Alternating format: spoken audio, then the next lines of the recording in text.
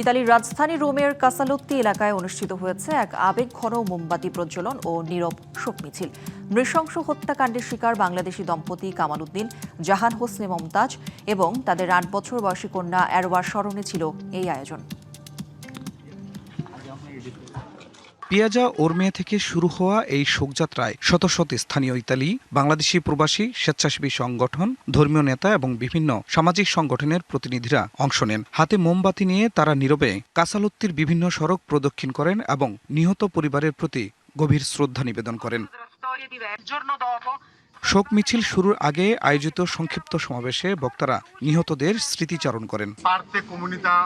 কামাল ও তার পরিবার কাসালোত্তি এলাকায় অত্যন্ত পরিচিত, শান্তিপ্রিয় ও সবার কাছে প্রিয় ছিল। তাদের নির্মম হত্যাকাণ্ড শুধু বাংলাদেশি কমিউনিটিকেই নয়, পুরো এলাকাবাসীকে গভীরভাবে মর্মাহত করেছে।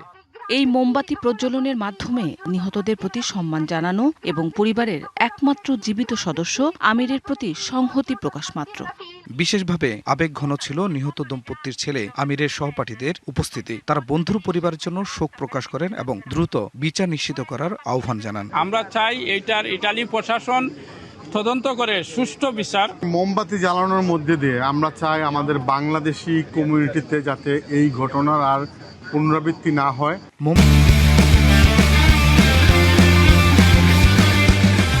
মোমবাতির আলোয় নীরব এই শোকযাত্রা শেষ হলো কামাল, জাহান ও ছোট্ট অ্যারোয়ার স্মৃতি কাসালোত্তিবাসীর হৃদয়ে দীর্ঘদিন অম্লান হয়ে থাকবে বলেও জানান অংশগ্রহণকারীরা।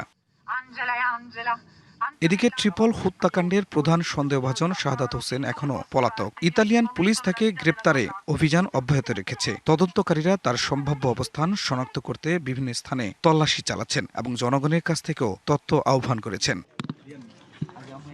DBC news desk.